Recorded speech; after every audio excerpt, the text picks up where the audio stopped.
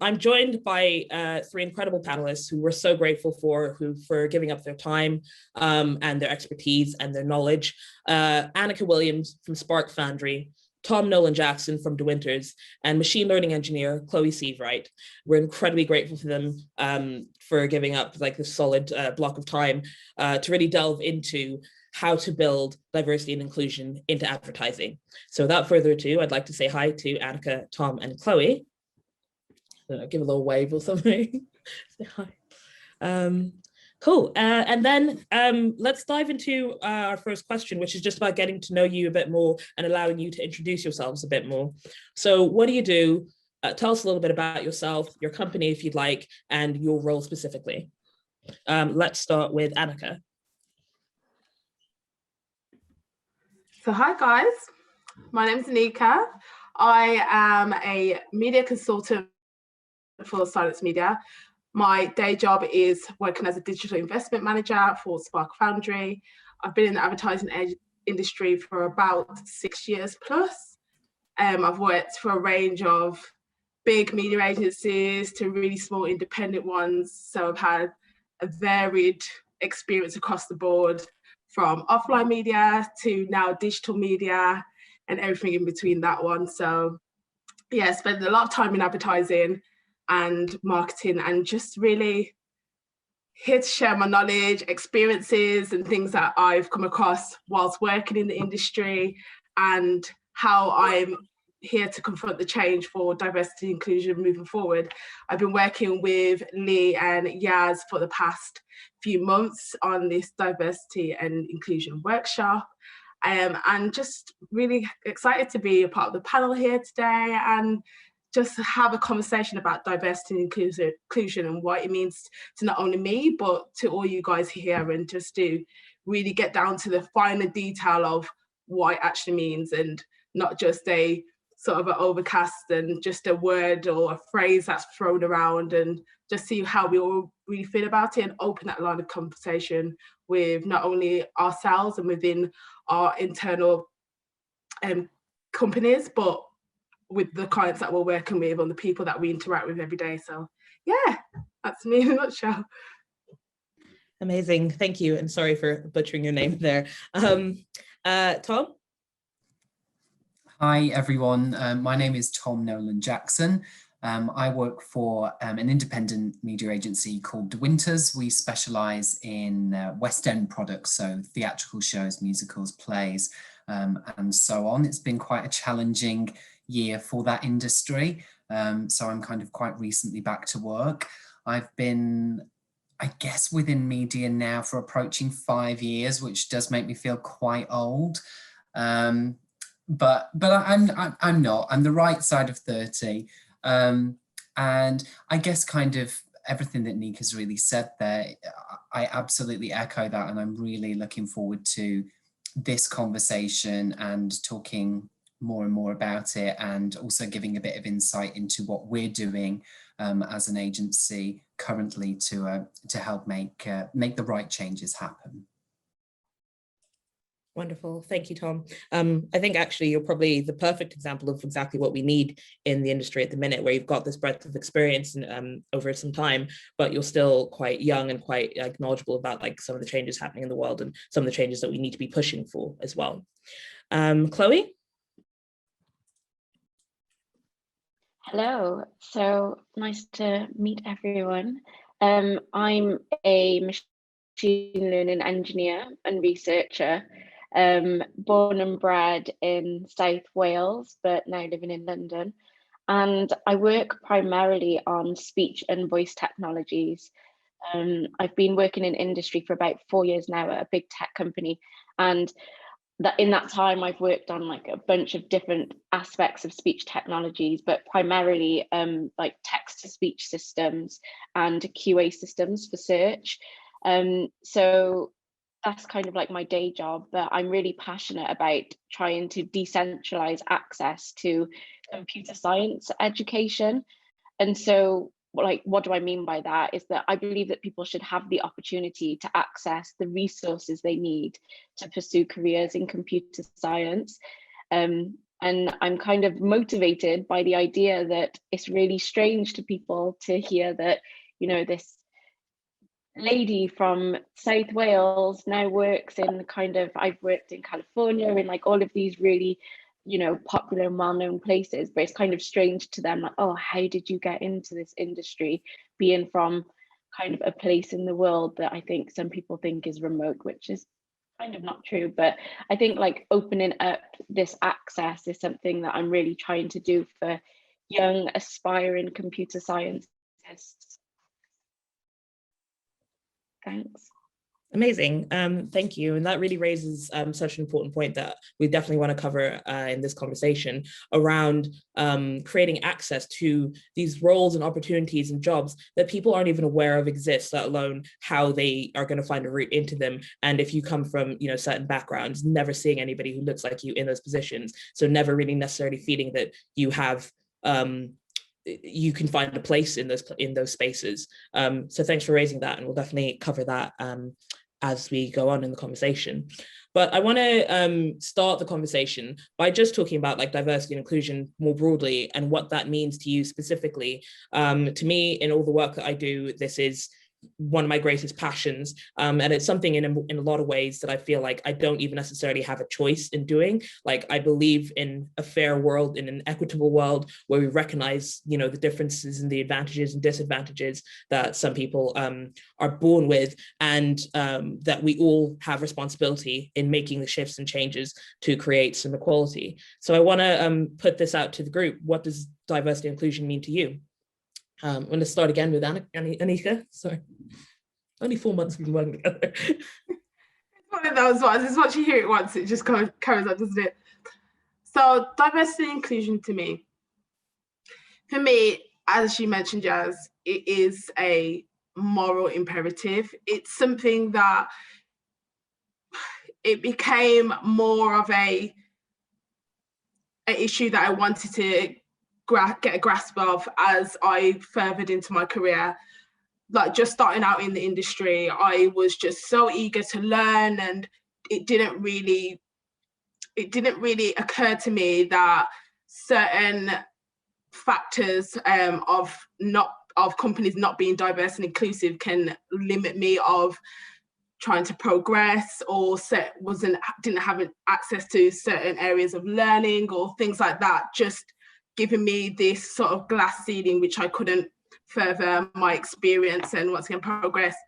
And as I've grown and as I've worked how to navigate through it, I've just realized, why is it so hard? And there must be something, that a wider conversation that we're all missing, that someone just says, well, why is it so hard for a Black woman like me to take so long to progress in the media industry? Why am I not given certain opportunities, and why are things not presented to me in certain ways just because I'm a woman, I'm a Black woman, I'm a certain age? All these factors all work into why the diversity and inclusion the lack of diversity and inclusion that I've experienced in these companies, why that's been an issue for me. And now I think is a great time to really open this line of conversation and really start talking about it. And just because it's on the tip of everybody's tongue, it's the right time to strike. It's the right time to really extend these kind of conversations. It's unfortunate that it's taken so long, but the fact that we're here now talking about it really does give me hope that we can change things for the future. And we've done so much so far, and making so many different communities inclusive and things like that. But it's time for us to really individually stand up and say, well, that doesn't sit right with me. That doesn't include me. That statement right there I don't agree with that, and being comfortable with saying that. So for me, it's opening the line of conversation and really tackling it now. And even though the conversation's late, it's still needed. Amazing. Yeah, I fully agree. That point is towards the end around it's great that these conversations are finally happening, but actually there's this real sense, I think, of I personally feel it, where we have to step up a little bit and say, actually, I deserve better than this, and no, I'm not going to accept this anymore, and demand change as well, and believe that we do have power to demand that change. That's it. Tom, what are your thoughts? Why is D&I important to you? Or what does it mean to you? Well, firstly, I'm going to apologise to Nika for saying that I was the right side of 30. There is no right or wrong side of 30, or any age for that matter. I'm just a bit frightened because I am turning 30 in December, so that's just my own problem that I'm broadcasting. Apologies. So to me, it's so important because I think the one thing we all have in common as human beings is the lived experience. And everybody's lived experience is completely different to another. Of course, that goes without saying, but I guess we could call it systematic. There are a lot of injustices, the way that people are viewed, treated, the advantages certain people are given and disadvantages that then are almost forced upon other people. To me, it's about eradicating those things, and it's not an overnight process. We're all aware of that, but I think, echoing what Nika said, now is the time to make it happen. If not now, then when? We could talk about doing it in 5 years' time, but my question is kind of, why aren't we making these changes happen now? And we are, to a degree. And so the more of these conversations that we can have, the more we can learn from each other, the closer we're getting, as slowly or quickly as it happens, to my idealistic version of the world, which is that those things don't really exist for future generations, I'd say. If that answers your question, Yaz. Yeah, it does perfectly. I think there's some really amazing points there around taking action, and going beyond just the kind of like setting the theory down and having people talk about it, even though the talking is important. And the point that you said there as well about us, sharing our experiences, sharing our concerns, the barriers that we faced, and having the conversations in a way of not being afraid to share when we get things wrong, things we're uncomfortable about, things we don't have a lot of knowledge about, and really genuinely listening and learning from each other as well. So yeah, that definitely answered my question. So Chloe, why is diversity and inclusion important to you, or what does it mean to you? So I wanted to be a bit transparent here. I actually struggle a lot with diversity and inclusion, because when I think about it, I think it means so many different things in kind of different contexts. So if I was talking specifically about perhaps like my work, I often think diversity and inclusion means diversity of thought. So I've spent like a lot of time working in academia and now working in like a tech company, and it's very common that like recruitment practices, for instance, will be from particular red brick universities or like these Russell Group universities, and there's almost like an inequality, this bias almost for people who perhaps who have been self-taught or who have gone to like a lesser known university and these kind of things. And I think that that's like a real problem, like a real diversity and inclusion problem for my work specifically. But I think overall, if I try to like generalize what diversity and inclusion means to me, I just think it's moving towards like a space where structures that serve our communities are more representative of the communities. And I think that trying to, influence and push and move towards this space, like be proactive in like making these environments uphold some, in my opinion, like fundamental human rights, which is like equality, privacy, equity and accessibility. Like this is something that as an individual, I feel as though it's my responsibility to constantly put pressure on the spaces that I occupy to do better in this sense. And I think that to move towards like a more diverse and inclusive kind of society, they're the kind of directions we need to work in. But I also love to consider what it means in context of like a specific domain or like a specific area. Amazing. I really love that you framed it in terms of it being a human rights issue, and that I think more companies, organizations, and businesses need to start thinking about it in that way. And yeah, it's all well and good to talk about the business case for it, but at the end of the day, we're talking about people, and we're talking about the rights that we should all have in order to live, even just to exist, like at the bare minimum, the rights that we should all have. So it's like taking it away from this idea that we're actually pushing for something super radical, and actually we just want a bare minimum where everybody is recognized and treated fairly and has equal access to the bare minimum. Brilliant. So my next question is just giving you a chance to talk about some of your work and the work that you might be doing within your companies, or actually your own personal work as well.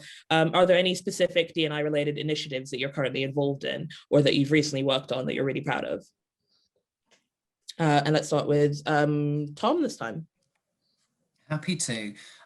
So at De Winters, we have an initiative in place. It's an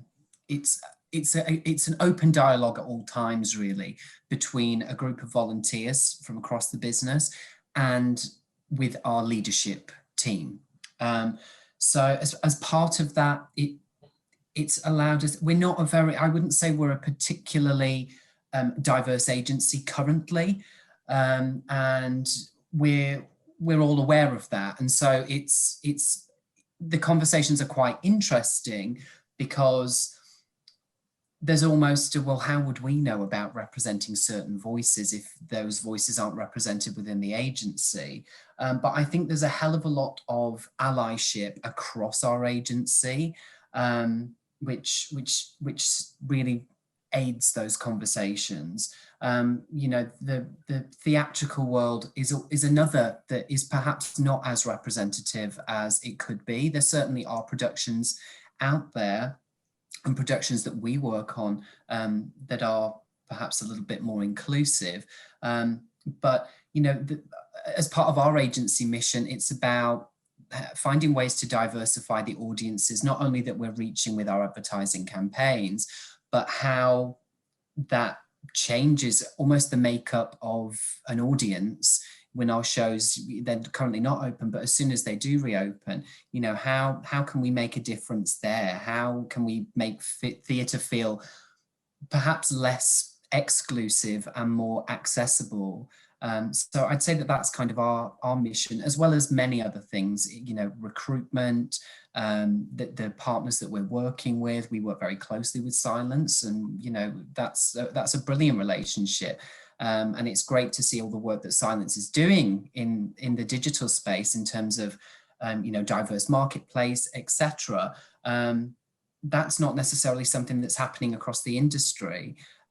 So it's about us almost taking a bit of a stand as well. And we've had over the last week a live example with one of our clients, where internal communication perhaps got a little bit fraught about things and wasn't necessarily that forward thinking. There's a lot of context to it, and producers and those kinds of different conversations were absolutely happening. But we as an agency, it's given us a great moment, an opportunity to actually go, hang on, that doesn't reflect our values. And so by having this group and this initiative in place of, as I say, volunteers and our leadership group, and having those conversations as often as we can, it means that anything that's perhaps systemic and already maybe exists within the agency and within the industry, we can have those conversations and go, wait, I'm uncomfortable about this. I'm sure everybody else would probably be a bit uncomfortable about this.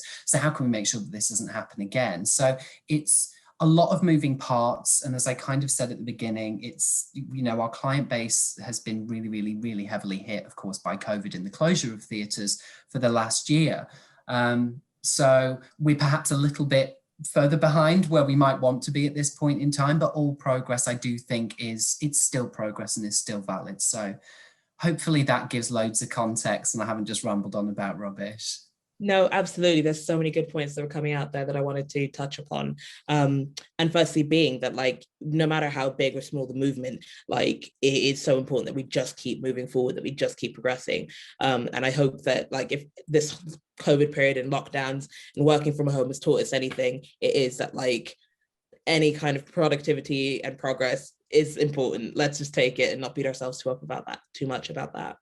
But actually, I really like the points that you're making around that engagement from your senior leadership team, where they are getting involved and they recognize that it's quite important that they're involved and leading this conversation and driving things forward, but also really listening to staff and listening to your experiences and recognizing that where that representation doesn't exist, starting to question why not, what can we do when that isn't in place.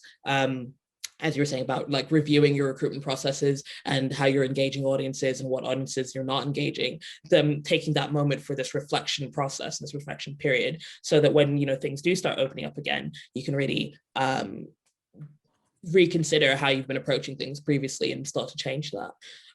So yeah, it's brilliant and covers things quite well. Chloe, is there anything particularly that you're working on or involved with that you want to tell us about? Yeah, I mean, I've been working a lot over the last year. I think it has provided the space for people to actually kind of listen and be responsive to different ideas that could help improve diversity and inclusion. So I'm part of the leadership team for a diversity network at work. And, when I think about over the last year, there's been so many initiatives. There's things like leadership training and recruitment pilots. I worked with a team of people on, an education about slavery and its impact on modern British culture, because I think that's kind of one of the nuances about being Black British, is that when you have a conversation about, racism and the impacts of slavery, British people, well, not all people obviously, but you do tend to default to this kind of American centric version of what you understand slavery to be.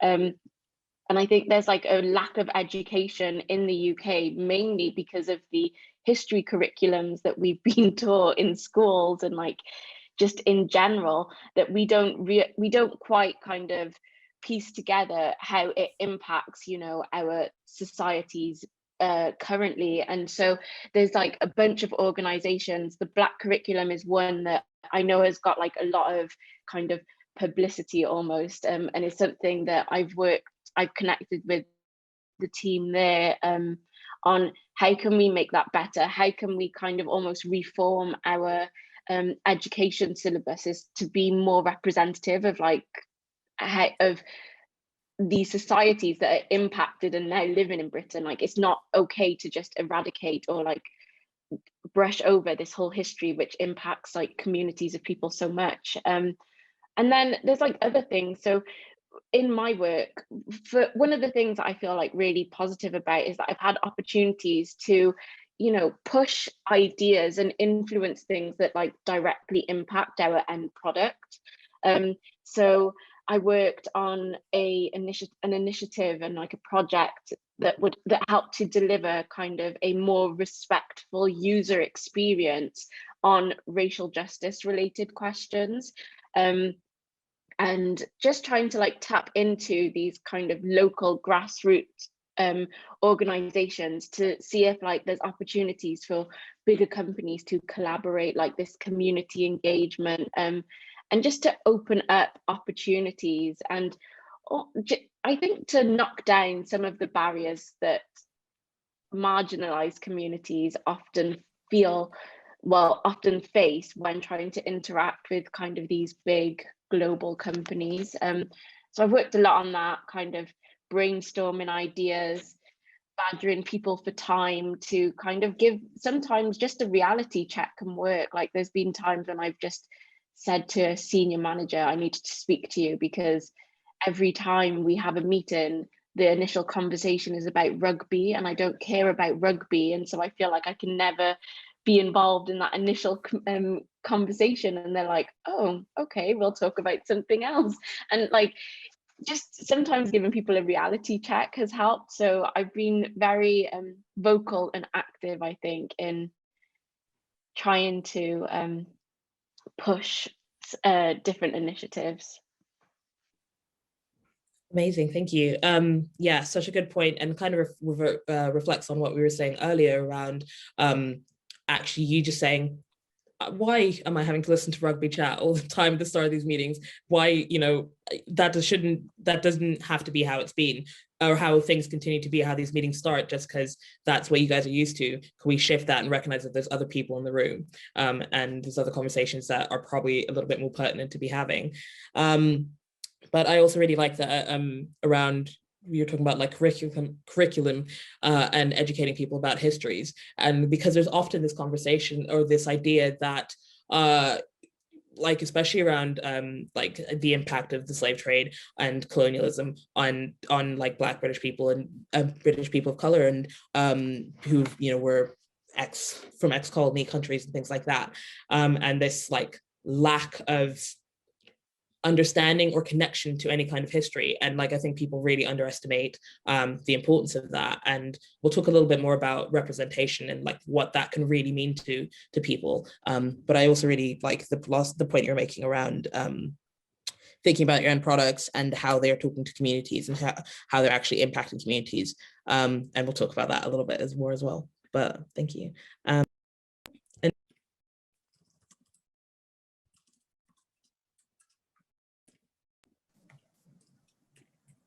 Sorry, Anneka, would you like to tell us about any initiatives you're working on, which I'm quite aware of one of them at least? Yeah.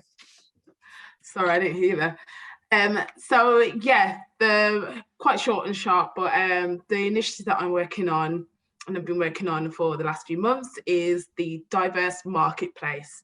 So our Diverse Marketplace is a collection of websites that reaches a diverse audience, set up by our Diversity and Inclusion Council, which is run by a collective of 15 young individuals that are from different ethnicities, races, religions, sexes, loads of different backgrounds, to actually pinpoint where people are actually spending their time online. The marketplace offers a sort of media solution where clients can buy media space for their ads to be shown. So that's in a nutshell. The reason why we decided to set up the sort of diverse marketplace and why it's led us to this conversation today, where we've created the workshop, is very often or not, I get media briefs that do not represent the country that we live in. I don't get a media brief from a client that is trying to target anything that looks like me or anybody else that is of different religion, race, different sexualities, anything that's not the norm. And we really wanted to put together a space, it's not even calling it a safe space, but just a space where people can actually buy into and feel that they're actually targeting these sort of communities and these people. One of the initiatives of thinking was trying to reach a sort of an older Black audience, which would use websites like The Voice, or a gay audience where we would use websites like, I always forget this one, but it's my favorite. It's Pink News. Yeah, that was my it's a Pink News. I was like, I always forget this one, but it's my favorite. It's one of my favorite reads. And just working into different sort of spaces and different sort of websites and looking to where people are spending their time. Even for older people, there's a great website that actually Lee introduced me to called The Oldie. And we would never know about this. This is targeted to people over 50.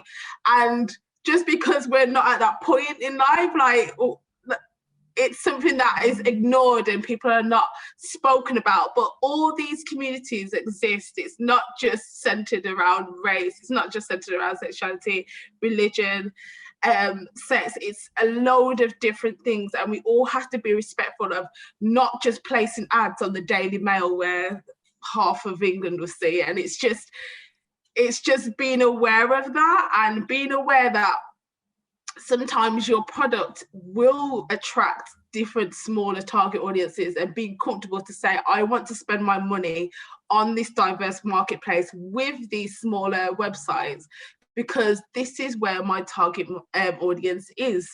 So it's just really homing in on that point and recognizing that. And I've sat in countless meetings and briefing sessions and creative sessions where you're asked you get a brief through and you're asked, how do I target this audience? Where do I find them? And asking that question, and you being the only one really that knows what, where and how to target this audience, and then everybody just saying, yeah, let's just bang it all on the Daily Mail, let's have a cross partnership with them. And you're just thinking, it's great, probably won't reach the audience that we want, but okay, the money's spent. And just making sure that we're invested in these smaller, a lot of them are smaller websites that many people won't know about. One of the examples is Galdem.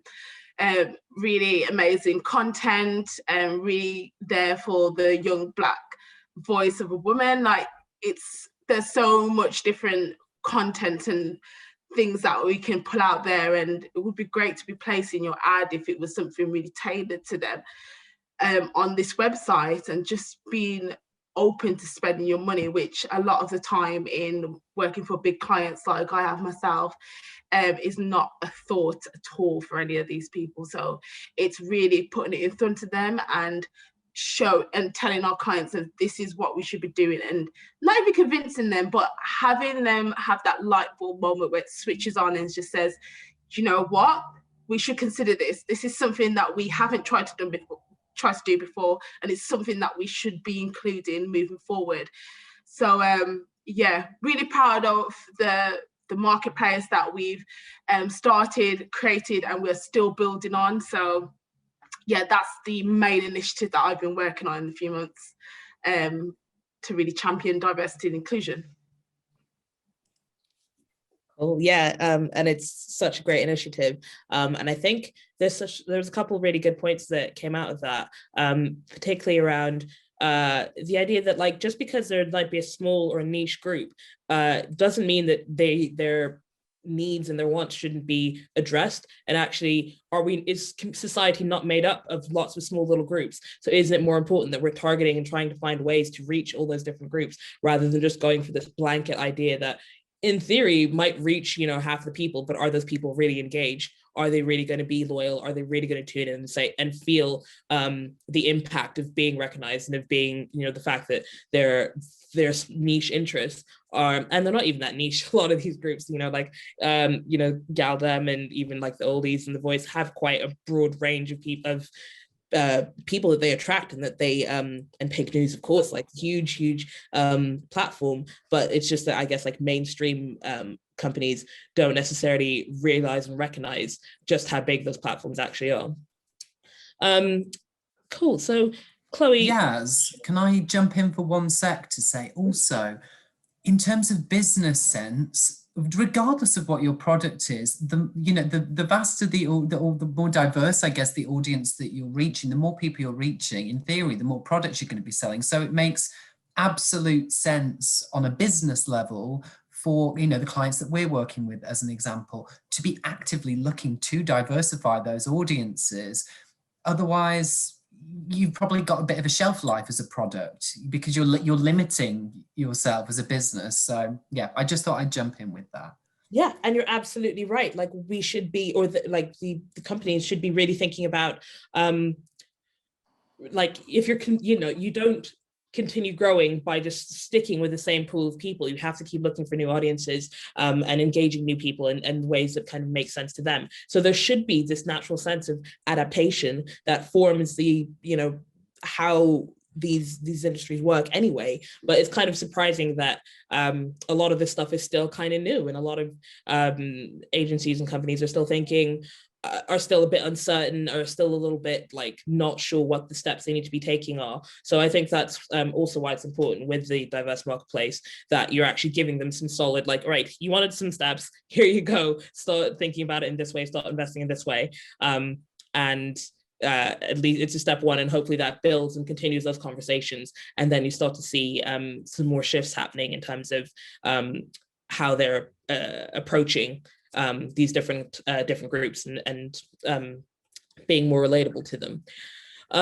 Chloe, you mentioned earlier on something about sector responsibility, and we've touched on the business case, but I think we've all spoken quite a bit about the moral responsibility here as well, but particularly like across the sector. So I was wondering about maybe like collaborative working, and how important is it, or what can be done towards creating that sector-wide change that's so important, like when you shift the attitudes of like industries as a whole. How can companies work together? What are the opportunities for collaboration? And should we start with... Yeah. Oh, sorry. Oh, yeah, go for it, Chloe. Chloe. Yeah, sorry. I thought it was directed at me anyway, but it kind of reminded me of the point that Tom just made. For me, I think that okay, let me backtrack. I've never been in a room where I've highlighted kind of where a product is missing something, and the person responsible for that product saying, oh, we don't care about those communities, or we don't care about that person. So I think that kind of starting from a space where you assume the best, right? You assume that they want to tap into these spaces, that perhaps it's been an oversight, or like it's in a lot of cases, like just a lack of understanding. And I think one of the ways how we can think about moving forward into like a collaborative environment is to start engaging more with communities, like on the ground level. Now, I know it's easy to say that, and like from a company audit point of view, it's like, well, what do you mean? Do you mean like setting up kind of focal groups where you get other opinions? And I don't actually think that. I think that within communities, it is so often overlooked how much like there are organizations that do so much for the communities that they are a part of already, and the experience that they have is worth so much. And I think that it's not just a case of, you know, sending out t-shirts or, you know, free phones or free products to these like underrepresented communities. It's actually like stepping into the spaces where they exist and really understanding, you know, how they interact with product, how they interact with each other, what are like the nuances of how these kind of smaller communities work, and then really trying to, you know, lean on the people who've already done the groundwork here and already have the experience, like bring them in as consultants to help like better your product. I don't think it's just a case of, you know, if we're missing people from the LGBTQ community, to hire a few gay people on your team and all of a sudden we're going to be able to, you know, better represent that community in our products. It doesn't work like that. It's like active engagement with, I think, organizations that already have this experience and already do the work. And it's kind of catch-22, isn't it? Because it's like the bigger kind of more financially stable companies that want that information, have the money and have the resource to kind of access it, but quite often I think don't provide the right bargaining tools or the right resources to these communities to like extract that information. I think that like one of the things in the company I'm in now that I've really pushed is this kind of long-term collaboration.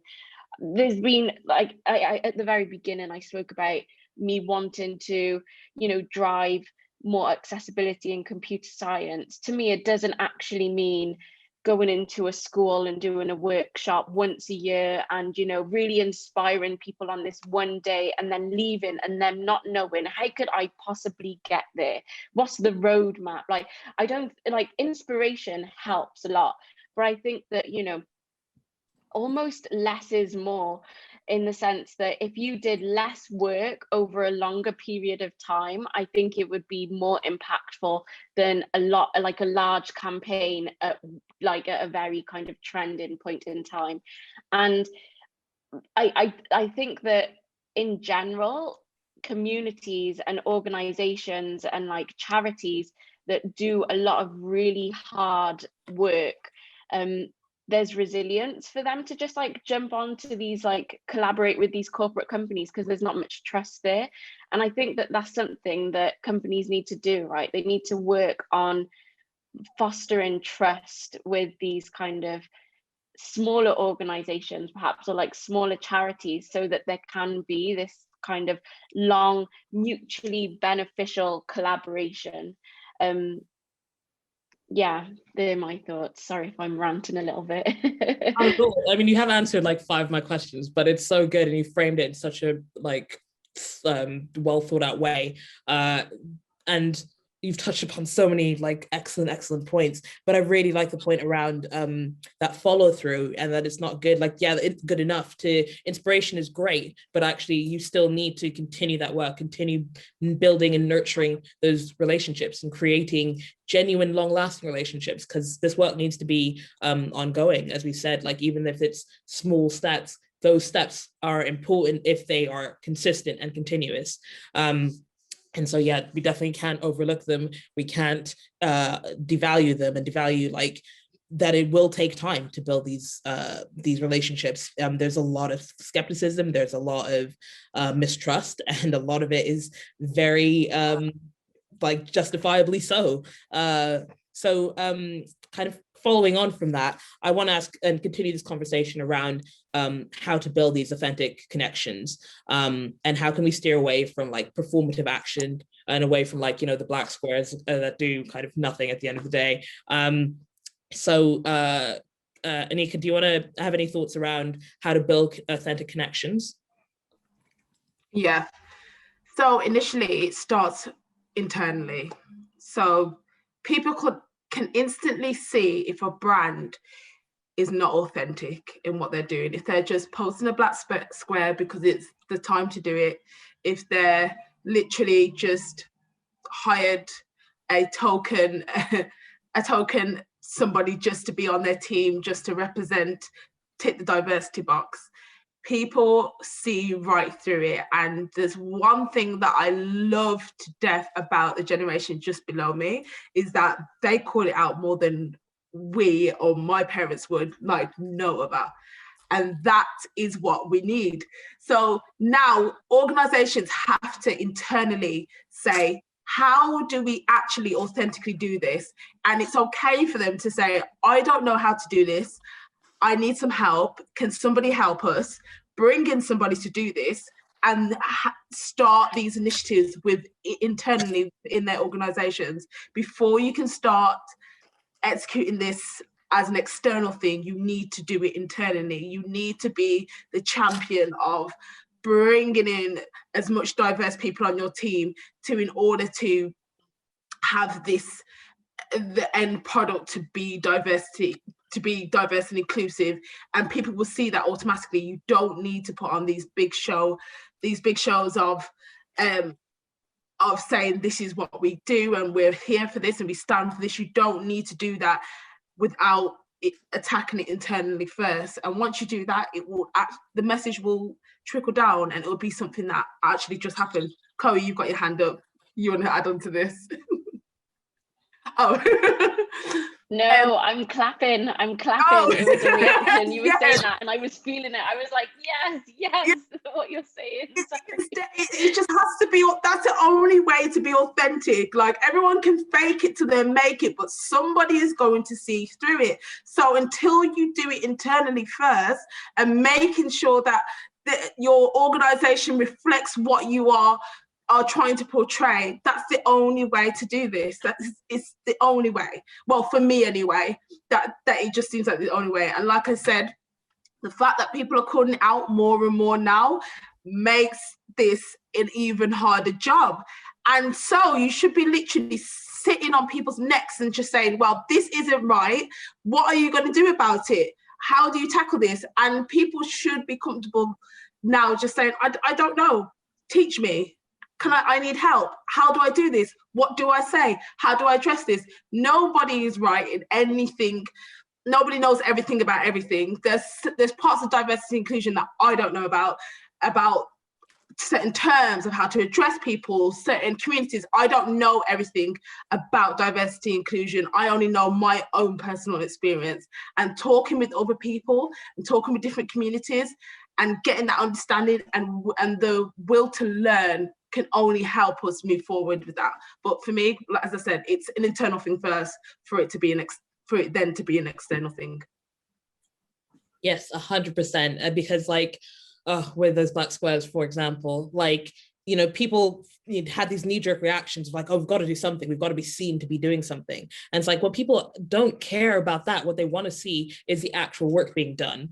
And yeah, so that internal focus and that internal like shifting of like, some people are going to have to give up some power. Unfortunately, that's what happens. If you really want to see this change, you have to understand that it absolutely has to start internally, and you have to start seeing different people in like decision-making places and positions, sorry. And you have to really think about like who is contributing to the conversation and who has the power to like actually determine what happens, determine what the output is and what comes next.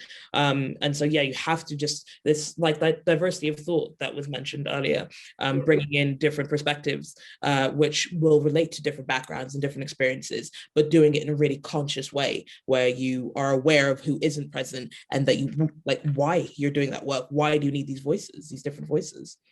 Just an example of of how to attack that internally. I am currently part of a program at work where we have a reverse mentorship. So I'm actually speaking with people like levels above me, the CEO, those sort of titles, and they're asking me questions about how I feel about the agency and the way that it's run, and a lot of internal questions and these conversations that need to be had. And we're at a point of this mentorship now that it feels very unbiased, like it feels unbiased, which is great that I can literally have this voice and said, well, you said something in a meeting that I didn't agree with, and I know you're the CEO, and I'm telling you that that doesn't sit right with me or anybody that was on my team, and the way that you address stuff, and they're actually listening. And it's so refreshing to be a part of something like that, that you actually do feel like your voice is heard. We're at the start of it, so we will see if there's action in the end, but this initial conversation is nothing like I've experienced before. So that's just one way of how it's great to sort of start that sort of change within an organization. Definitely. Yes, thank you. It's like, thank you. And thank you all actually for the more you talk, you are explaining like the initiatives that are happening. I think it's really important because it's giving other people ideas about things of like actual action that they can start taking and initiatives that they can start embedding in their working environments as well. And you know, we're starting to see, like we said, it's early days for a lot of these things, but actually we're already starting to see some of the impact that's having. And even whether that is just on you as an individual, being able to say, or like the young people or people, other people like we're talking about, being able to say, no, that's not good enough, do better, pushing people to go further. Like that's already a change that, you know, might not have happened. We might not have seen in the same way like 5 years ago, 10 years ago. Tom, obviously in the work that you do, you spoke about trying to reach different audiences and audiences who might not previously felt that like theatre was a space that was open to them. So how are you working towards, or what do you think about working towards building genuine connections and authentic connections with those audiences? It's such a huge question. So that's certainly not me going, I don't know how to answer it. But, you know, there are certain questions that I maybe don't know how to answer, and how best we can do those things. All we can do, and what we're doing right now as a business, is having conversation. And, you know, as I said, we're maybe not the most representative agency in terms of diversity. So those conversations perhaps are a little bit one-sided. And so perhaps it's as part of, I'd say, the volunteer group, and this is definitely not something that we've taken to leadership and gone, you've got to make this happen right now, and they've agreed to do it. That hasn't necessarily happened yet. It's all a work in progress, as I said, but we're very, very well positioned as an agency with the work that we do. We're a full service agency as well, so we do everything from creative through to media and everything in between that. We have incredible relationships with producers across the West End and regionally, nationally too, because sometimes we get stuck a little bit in a London bubble. I know I'm a bit guilty of that sometimes, so I don't want to forget that. We've got, incredible relationships, and, one of the big questions that we as a volunteer team have been kind of mulling over is, how do we use that power to our advantage? And is it a kind of, not an outreach program, but an initiative that we could launch across the industry, perhaps, that would mean you could have people from all sorts of backgrounds, from all over the country, coming and understanding what it's like to work within this industry, whether it be on the marketing side, whether it's backstage, whether it's wigs, costume, anything, lighting, so many different roles. Is there a kind of an induction program that we could do, which again makes the industry feel more accessible? So I think we're really, really well positioned to do that. As I say, this isn't something that's necessarily going to happen, but it's certainly something that we're talking about and that we're taking to leadership and going, we're in an amazing, unique position, and it's that's where I'd say we're at. As I say, we're probably slightly behind other industries because we've not really been functioning fully as a business for the last year. But again, it's no excuse, and I'm very much a like if not now when kind of person as well. So it's finding the right balance and getting your voice heard, I guess, in the right way too. I'd say internally. If that answers it. Again, it's probably a bit of a cop-out, that, isn't it? No, I don't think so at all. I think you've raised some really important questions, and it's like I said, where a lot of across sectors and across industries and across organizations, people are coming from the similar starting point of like, okay, for the first time, we're actually recognizing that there's a problem. We're recognizing we need to do something about it, and we don't necessarily have all the answers immediately, but like we need to do something. And also starting to recognize the power that you do have, the position where you actually are at. And then I think the next step is then, okay, what do we do with that power? How can we start to build these initiatives? How can we start to build these relationships? And like we said, that will take time. I think it's interesting as well what Anneka was saying about it starting internally. Because as I say, we're in a very different position that we were, 12 months ago. Let's say that as an agency, we've had to, significantly reduce the size, the volume of staff, etc. But within that, more recently, roles have opened up. So the way that we're recruiting has changed. We're working with Hidden, a company, which almost anonymizes the recruitment process. Your name is taken out, your education background. It's all about your work experience. It's not, and we're using that, as a first step in bettering our recruitment process. But it's something that we're doing, that we're hoping to see that there is that kind of change to the makeup of the agency as a result of that.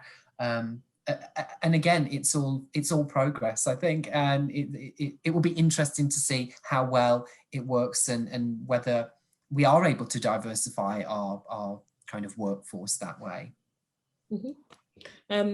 Yeah, and so I think it's quite important just to find and look out for the opportunities that present themselves as well, because as you said, like obviously this whole period has been a minefield for everybody, and nobody really, especially right at the beginning, didn't know what was happening, how they were going to get through, and we're prioritizing things differently. And what's quite interesting for me from my business and how I work is that initially when COVID started and lockdown started happening, everybody was like, D&I, sorry, so that's got to go, can't afford it, that's expendable. And then obviously after the conversations around police brutality and racial injustice and everything started happening, everybody was like, oh, actually, we really cannot just shove that under the rug and get rid of it. And so it's unfortunate that that's what it's taken to revive these conversations. But I think it revived it with such urgency and with such a sense of we are never going to go back to a point before where actually you could just think of D&I as something that was expendable and something that we didn't have to to recognize like now it is almost integral to any business, and like anybody who isn't taking D&I seriously, I think a lot of people will approach them and be kind of like, well, what are you doing? How are you functioning? And so it is really that shift, like that industry-wide shift as well, and that's happening. So I'm conscious of time, and I do have a few more questions kind of around like industry initiatives and things like that. But actually, I wanted to get to know you all a little bit more as well, and what your personal career paths have been, and what advice you might have for other people trying to get into them, whether that's young people coming out of school, university, or people who are just coming from different backgrounds and with different experiences. And so, yeah, there's two questions there. Is what was your route? How did you get into the role you were in? And I know we've touched on it a little bit, and especially about navigating the different ways through it. But so yeah, like what was that? Could we expand on that a bit more? And then what tips do you have for people wanting to get into the industry now? Let's start with Chloe. Yeah, sure. So in reflection, I think I've overcome significant hurdles that could have hindered me getting to where I am now, because I've spent a lot of time in academia in my life. And when I think about in high school, I selected my options in year 9 to do for my GCSEs, and my predicted grades for like my GCSEs limited my opportunities. My predicted grades for my A levels meant that regardless of the grades that I actually got, what my teachers predicted me meant that I couldn't apply to Oxford and Cambridge, which I probably wouldn't have anyway. But the point is, I was limited in my university choices because my teachers underestimated me. Then when I actually got my results and I kind of exceeded expectations, I was still in this position where, well, what do? Do I try and go through clearing now at one of these, you know, more prestigious universities, but doing a course that I didn't want to do? And you know, thankfully, it didn't end up impacting where I ended up and where I work now. But so early on in my life, that could have been a barrier that quite literally would have shifted and changed my entire future. There is absolutely no way I would have got to where I am now if for instance, there was a point where I was like, oh, I'm not going to go to uni at all, because it was like I felt embarrassed by the universities that I could apply for, because my teachers like thought that I was only going to get C's, you know, and compared to all my friends who were applying to UCL and King's, and then I got the grades to get into those schools, but I'm applying at like unis, which, you know, you kind of say a little bit quieter because, you know, people don't respect those universities as much. And I think that's shaped a lot of how I think about things now. You know, in my undergrad, I did math. Being a woman doing math, there was like, I know I could count on one hand the number of women in our maths class at undergrad. When I went on to do my PhD, there were instances where I was doing like teaching assistant work and doing some lecturing, and I would, you know, walk into the lecture hall and students would be like, oh, you're the tutor, you're the lecturer. And there was like no trust. There was no trust that I could deliver this content just from a snapshot look at myself. Like, I'm sure that kind of didn't help. Maybe I looked young, but, you know, I wasn't what the students imagined a teaching assistant or a lecturer to look like. And so they didn't have much faith then in the content that I was delivering. And it took a long time it took weeks of, you know, just consistently ignoring these awkward moments to build up that trust and build up confidence as well.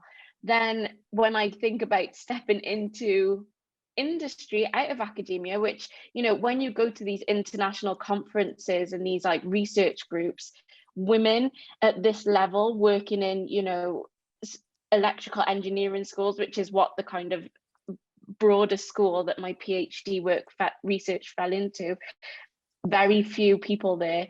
It was in 2019, I went to like one of the biggest global speech conferences. It was based in Vienna. There was like thousands of people there, and there were 4 Black people there. Thousands of researchers from the field that I work in, 4 Black people. There was 1 other Black woman there. So like, I think sometimes we say, oh yeah, diversity and inclusion and like representation matters, but it's like, it takes a lot for an individual to, you know, be resilient when you are faced time and time again with these spaces where you cannot fit in. And some people might think, or like will say, well, you don't want to fit in. Standing out is a great thing. But this is a true story that I'd like to share, actually. At this international conference that I went to, I found it really intimidating, quite draining. And I had feedback from a manager afterwards talking about how, oh, I didn't see you in any of the work groups that I was present in. Bearing in mind, this conference, as I said, had like thousands of people, multiple rooms and sessions happening at the same time. And so it's not strange or unlikely that we wouldn't be in the same kind of session at the same time. And I kind of made a comment back about, you know, yes, it is kind of noticeable to you that you didn't see me in any of those rooms. And that's because you've only got to take a glance, a 1-second glance in that room, and you will spot me out of a crowd of hundreds of people. And I was like, how many rooms were you in with my colleague, Paul? And he was like, oh, well, I don't know. And I was like, exactly, because Paul blended in those environments. And, you know, just having the luxury of being able to, you know, navigate a conference and not stick out like a sore thumb in every room I have. Like if I stick my hand up, people are almost expecting me to bring up, oh, like what are the ethical implications of this? How have you considered underrepresented? Like, I don't want to be that person in these spaces who only focus on the underrepresented and like the minority groups, which is the expectation. And there's pressure that comes with that. You know, there's so few Black people, there's so few women in the industry that I work in that I feel pressure. Like, I can't mess this up for everyone. I have to be exceptional all of the time. And yeah, I think I've just gone off on a bit of a rant again now. I forgot even what I was doing, but I was talking about like my career, how I got to where I am. And so to summarize, I was in academia a lot, segued into industry through an internship, and it's like almost a miracle. I think it's almost a miracle that I still work in a corporate environment and that I'm still here now, because it is hard. Yeah, that journey and that way you said, like, people are like, oh, it's great to stand out, it's great to be, surely that's you know, means that you have more opportunities because you're the only one who's like you. But they don't see the pressure, and they don't see that like you're like not even just the pressure on your shoulders externally, but like just constantly being the only person of whatever, and like not seeing anybody else, not having a support network who fully understands the experience, how draining that can be. So I'm going to ask the other two as well, but after this, we're going to have a little bit of time for questions from the audience. So if you have any questions, please start putting them in the chat so we can start thinking about them. But yeah, I'm going to pass over now to Tom. So what was your route into your industry, and do you have any tips for anybody else, particularly from marginalized backgrounds, wanting to enter your field as well? The first thing I want to say is thank you, Chloe, for sharing all of that. That was so enlightening. It's just candid and it's honest, and I love that, and it's unfiltered, and you're giving your real experience of what your career has actually been like. So thank you firstly for that. I now feel a little bit sort of white and male and privileged in terms of kind of my path in comparison potentially.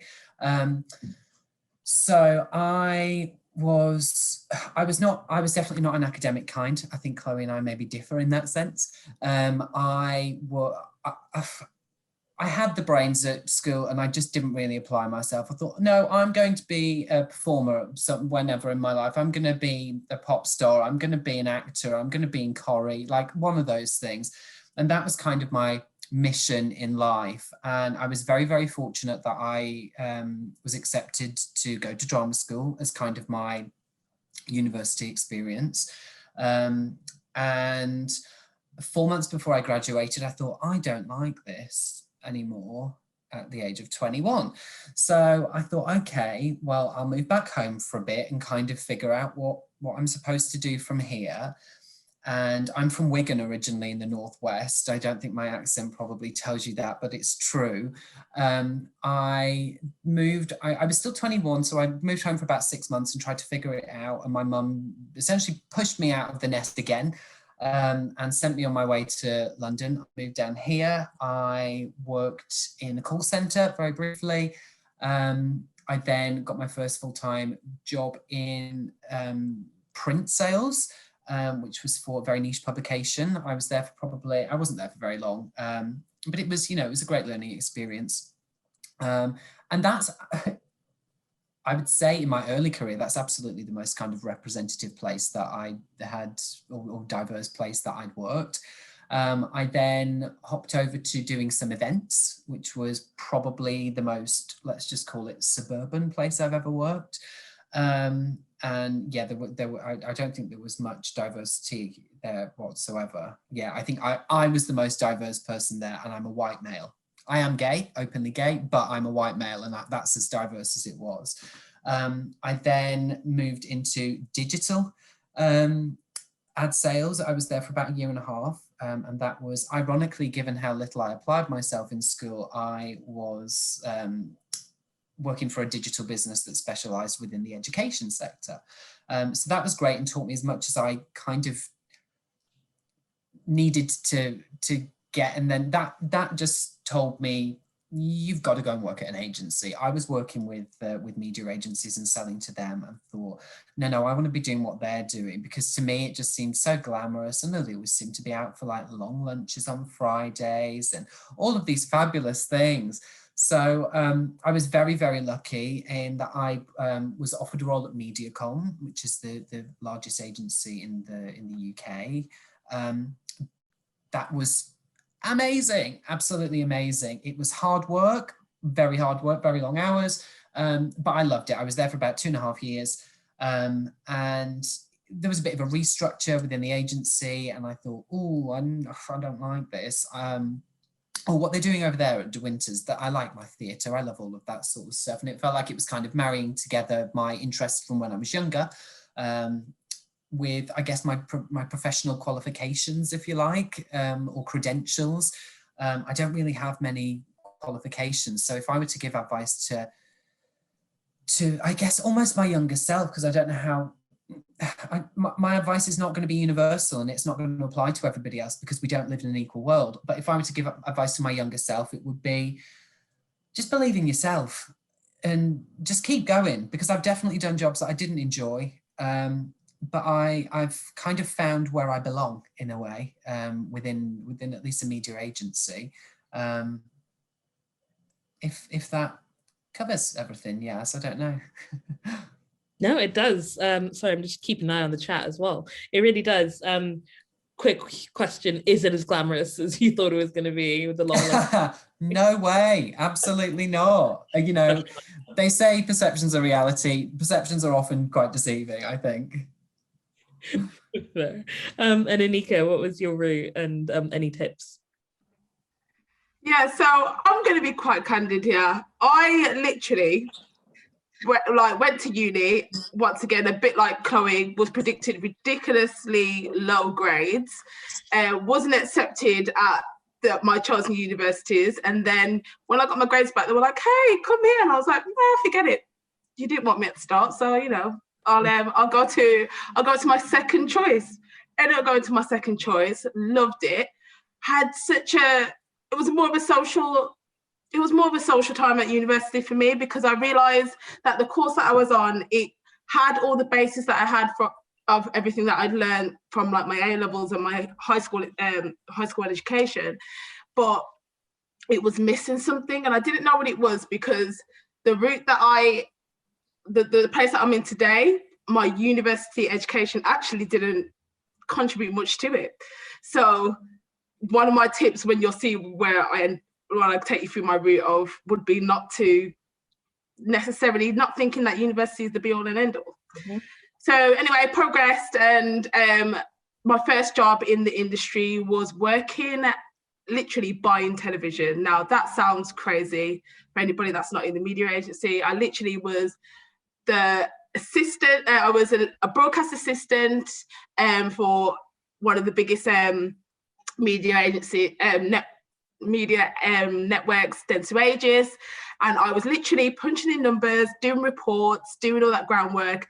And I just thought, like, this is actually something what I want to do. What's happening over there? Like, I'm buying TV at the moment, but how do you buy print? How do you buy print? Or how do you buy outdoor? Or all these different things started buzzing in my head. And I literally was in my role as a broadcast assistant, got it down, was doing spot times and punching in numbers and ACCA, if anybody knows about television, of how hard it is to actually buy television media and actually learn it.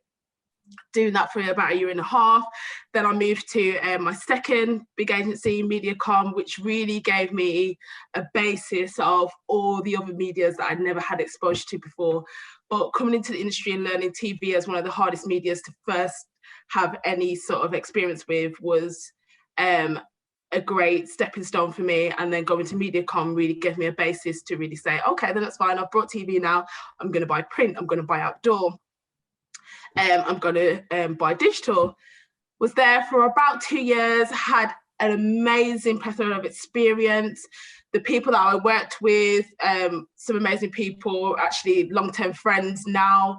And just the experience of working in a regional office in Birmingham, having that sort of buzz and being in a bigger city. I'm from a small city, from Wolverhampton in the Midlands. So being in a bigger city and having that whole experience, like you said, that whole late lunches and drinking in the afternoon, I thought, this is definitely up my street. But I realized what I want to do is be with clients. I love speaking to people. I love entertaining, that sort of thing. And being within the media agency and this space enabled me to do that. But at MediaCom, I only got a taste. And I realised that I wasn't getting any further after being there for 2.5 years. So what do I need to do? I need to take this to another level. So I decided to give myself the promotion and move to London. Apply for an account manager role. I got it. Was in an independent agency. My first one for over a year. Auto Media really gave me that real client experience. I was in front of them. I was explaining to them what their campaigns mean, how to target people, how to put this all together in most layman terms, and just giving my energy, which they needed, which you need as an account manager, because literally you have days where you want to throw your client through the window because they ask you for the most ridiculous requests, and it's my job to advise you, but advise you with a smile and not want to literally just go, no, we can't do that. So fuck off. Was at Auto Media for about a year and a half. I've moved around a lot, as you can tell. Went to a brand called Cairo TV, really young and happening Gen Z brand agency. Less of an agency and more of a brand, where I was working on their social media. And really just doing anything, all their paid media for them, and just advising them of how to really like make their campaigns work for them, reach the people that they want to reach, and just advising them on how to do that. Was there for a few months and realised that I've got something here. I keep on telling people what to do and how they should buy stuff. Why don't I set up my own agency or do some freelancing? And I ended up doing freelancing within the last 6 months, just due to the pandemic. I've lost my job and things like that. And it's been the best thing ever. It's where I've been able to extend my career and work with Yaz and Lee at Silence. And my last role at the moment, well, my day-to-day job, as mentioned, was working as a digital investment manager at Spark Foundry. And I've literally only got here because I've decided to leave an agency, not because I hated the agency or I hate the people. It was just my time to go. And it was my time to give myself a promotion and learn different things. And I've done it. So the only advice I would say to people is, don't stay somewhere just because it feels comfortable, it feels safe, and this is what you're meant to do. If you feel like you deserve more, give yourself that more. And that's it, really. Like, university isn't the be all and end all. I went to uni and I studied marketing, advertising and PR, and it had nothing to do with the route that I'm in today. But the glamour of working and speaking with people, I'm a people person, and just having that conversation and that dialogue really allowed me to get where I am today. So yeah, university is not the be all and end all, and give yourself the promotion that you deserve. Leave. But within reason, but yeah. I really hope we're all if we take one thing away from today, it's give yourself the promotion. It's amazing. And definitely something I feel like I left my very kind of comfortable job in the middle of a pandemic and started my own company, and it's going very well, but like, yeah, it was a move.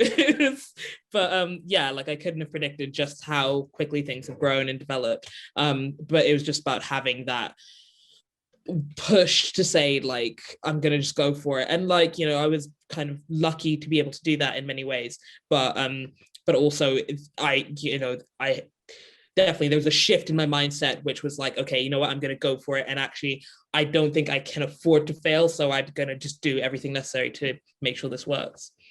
Thank you all. This has been incredible. We've got just a couple questions from the panel that I want to, hopefully we'll have a few minutes to answer. The first one is around, so they've set up a EDI forum within a media agency, and they're looking to increase participation from people from different backgrounds, while being conscious of not asking for too much additional work or emotional labor. Does anybody have any thoughts on this? I can read the rest of the context as well if it helps, but it's in the chat also. I was having to think about this because I'd read it, so if you don't mind if I jump in, but I think that for the communities that you're trying to reach, it is really obvious when things are kind of like authentically done.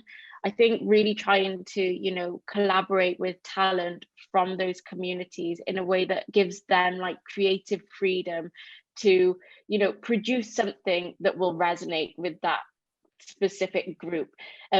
There's been many a times when I've watched like TV or read something or seen like an advert, right? And I'm like, who signed this off? You know, I've seen adverts on like female products and I'm like, I know this is done by a man. I just know it. When things are kind of created by the community for the community, it resonates.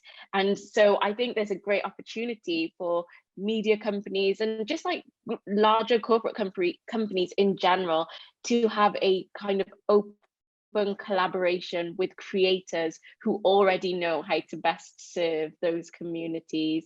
But I say that with the kind of asterisks of they also need to have like the creative freedom. It's not pulling somebody out of this space for them to just kind of execute something that has been thought about in a boardroom. It's them to like really understand the problem and then go away and create content or create a product that they know that like that has an influence of their kind of knowing of the community and understanding of the community. I think that's really important.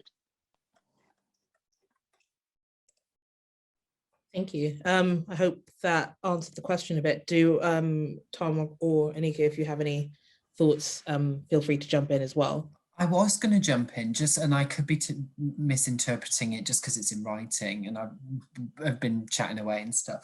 But I was wondering if there was a reason that you had subgroups to the initiative.